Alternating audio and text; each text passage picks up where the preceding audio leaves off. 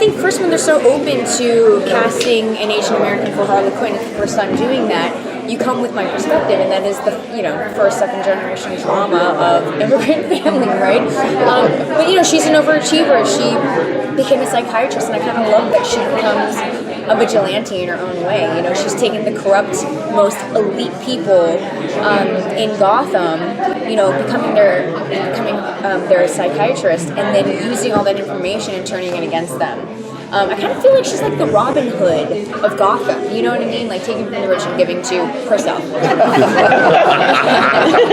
maybe not Robin Hood. Tomato, tomato. How did you find the voice for the character? I mean, it's so tough too, especially with Bruce Timm helming this project and growing up in the 90s, I mean, Saturday cartoons, weekday cartoons and watching Batman the Animated Series, it's hard not to be influenced by Arlene Sorkin. I mean, she's a fucking legend. She brought Harley Quinn to who she is today, and a lot of the Harley Quinn's live actions also took from Arlene Sorkin. So it was hard not to try to imitate her, a really bad imitation of that, but I love that Bruce Timm gave us the liberty to play with this new character, but also flipping the script. Instead of Harley Quinn being really unpredictable and joyful and twisted, he wanted Harleen Quinzel, Dr. Harleen Quinzel, to be bubbly and disarming, and then have Harley Quinn be really menacing and using lower, not a barrel tone, but in your chest. It was really fun. It was really fun there. Can you talk a little bit about her relationship status with Bruce? I've only seen the first 5, and she asked Montoya out on a date. She's open,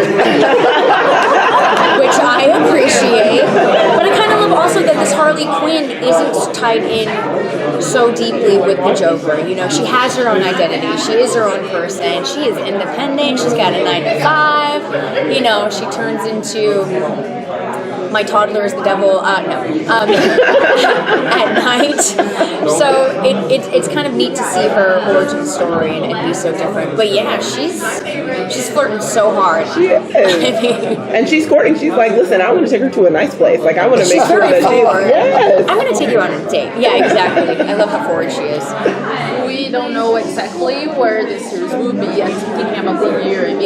But do you feel like there is a feminist idea of Harley Quinn in the story? Oh, absolutely. And I kind of love that they've I love DC, but the issue with most of Batman and Superman is there's not a lot of female antagonists or protagonists. And I love that kind of Bruce Timm came up with these ideas, like making the Penguin, for example, a female character, and then Harley Quinn giving her own feet to stand on.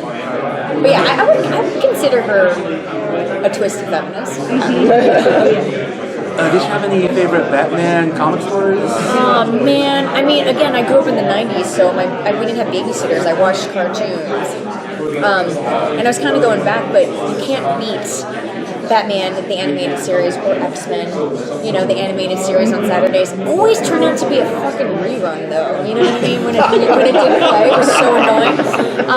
No, but I was revisiting all of the Batmans. I do love Batman, but I just love Michelle Pfeiffer. I mean, watching her outtakes, especially on TikTok, it's coming up, with her actually using the whip to take off the mannequin head, and then having so much fun with it and jumping rope. I was just kind of blown away by her ad-libs and her outtakes. It's kind of cool. Big fan. Can watch the series also. I feel like it's not focused on children. It's for adults. Oh yeah, totally. So it makes it easier for you to create this Harley Quinn that can be growing up? I think so. I mean, I do a lot of, I did Big Hero 6 for a long time, and it was very G-rated, so it's kind of nice to torment and torture. So I have more fun doing that. Ask my husband. I don't know if you can speak of it, but obviously your disassociation with the Joker is great. Yeah. But are we not going to see him? And I'd love if he came in and he actually would be your blazer. No, I think she does find him on Raya in the 90s. Good old Raya. They go on a couple dates, and she's like, go left, swipe left. So yeah, I think that's kind of the origin of their beautiful romance. It's modern day, guys, but it's set in the 40s. how did you get this role? Was it something they approached you for, or did you have to audition? No, I think Hamish was the only one that had to audition. Wow. No, we were talking Okay. about that. And by the way, he sounded so good. does. I was like, Hamish, that sounds nothing like you. It's amazing what you did with your voice. No, it was, I did a couple different roles in different Batman animated series, throughout the years, and I can't remember a single character that I played. But no, it was offered to me, and I was kind of confused. I was like, wait, I'm sorry. The Harley Quinn? Are you sure? So I kind of loved their modern twist and take and inclusivity on it, but it kind of made it more nerve-wracking. I'd rather audition for the role than be offered the role, because then you don't know what you're getting yourself into when you're in the booth and when you show up to set. So yeah, they gave me nothing. I can go back on the email and it just gives you nothing, but which makes you even more nervous. But I came prepared, obviously knowing that it was Bruce Timm's work, watching all of his past animations, and I kind of did like a bad imitation of Arlene Sorkin's Harley Quinn, and they were like, no. So he was a very good director in terms of like giving me notes on what he really wanted. But it's terrifying. I thought I was going to get fired, and I have been fired from an animation.